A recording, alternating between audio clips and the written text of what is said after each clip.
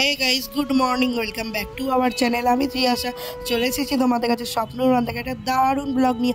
আশা করি ব্লগটি তোমাদের খুব ভালো লাগবে। তো বলেই রাখলাম, কালকে যে দেখিয়েছিলাম তোমাদের যে আমরা এসেছি পুরী, তো প্রথমেই এখানে সকাল সকাল চলে এসেছি।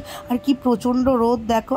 আর ওই দূরে দেখা যায় নীলাচলের মহাপ্রভু স্ট্যাচু। তো এই রাস্তাটা পার করেই আমরা চলে যাবো সি বিচে, একটুখানি বসে থাকবো। আর তোমাদের যেমন বলেছিলাম, আমার একটু শরীরটা খারাপ ছিল বলে আমি খুব একটা বেশি মজা করতে পারিনি প্রথম দুদিন, তারপর থেকে ব্যালেন্স হয়ে গেছিলো।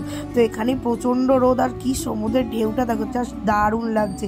তারপরেই এখানে বিচে এসেছি, আর উল্টোপাল্টা খাবো না তা তো হতেই পারে না বলো। সকাল সকাল এই ম্যাগি বা ডিম টোস্ট যাই বলো, দারুণ লাগে। আমার পুকুর হাসিটা দেখেছো, সেটাই বলে দিচ্ছে। আরে কি ভিড় দেখো বিচে, ভীষণ মজা লাগছিল।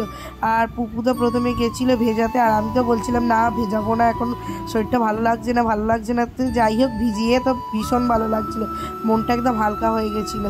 তো দারুণ ওয়েদারটা, তোমাদের সাথে কিছুটা মুহূর্ত শেয়ার করলাম। এত প্রখর রোদ আর এত মানুষজনের ভিড়, মনেই হচ্ছে না যেন এটা সকালবেলা একদম। তারপরে আর কি, তারপরে হোটেলে চলে এসেছিলাম।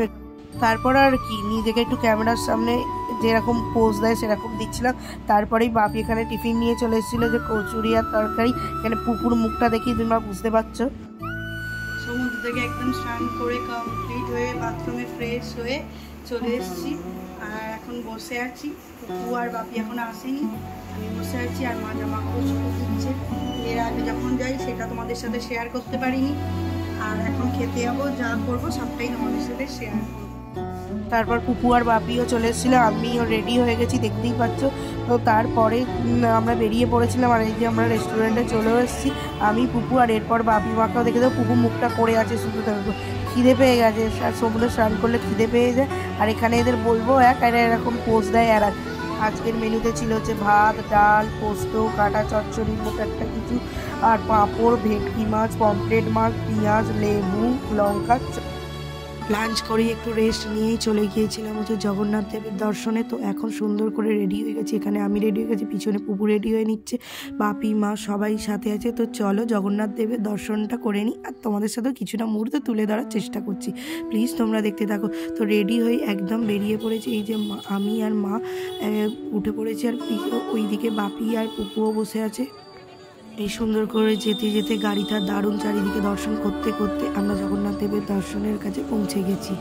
জগন্নাথ দেবের অপরূপ দর্শন, আমরা সত্যিই করে প্রচণ্ড মুগ্ধ হয়ে গেছি। দারুণ অনুভূতির সৃষ্টি হয়েছে, যেহেতু লক্ষ্মী পুজোর পরের দিন ছিল। আর খুব সুন্দরভাবে পুজো দিতে পেরেছি, আর ওয়েদারটাও খুব সুন্দর ছিল। তো চলো এখানকার কিছু লক্ষ্মী পুজোর তোমাদের মুহূর্ত তুলে ধরি। এখানে গজরূপে মা লক্ষ্মীকে পুজো করা হয়, এইটুকু মুহূর্তটার কাছেই হয়েছিল, আমি তোমাদের সাথে শেয়ার করে দিচ্ছি। আমার সাথে তোমাদেরও এই সাক্ষীটা হয়ে রইল। মা লক্ষ্মীর দর্শন করে নাও। হোটেলে গিয়ে ফ্রেশ হয়ে এখানে আমরা বিচে চলে এসেছি, একটু খাওয়া দাওয়া করেছি। এই ঝালমুড়ির চা যেরকম খাওয়া হয়, আর এই যে রাতের সমুদ্রটা তোমাদের সাথে একটুখানি মুহূর্তটা শেয়ার করছি। রাতে খেয়েছিলাম হচ্ছে চাউমিন, আর খেতে খেতে এখানে আমরা একটুখানি টিভি দেখছিলাম। চলে এসেছি একদম ব্লগের এন্ডে। যদি ভিডিওটি থেকে তোমাদের কিছু ভালো লাগে তাহলে please do like, comment, share and to subscribe. দেখা হচ্ছে পরের ভিডিওতে। চলো টাটা, বাই, ভালো থেকো, সুস্থ থেকো, টাটা। আর পরের দিনে দেখা হবে।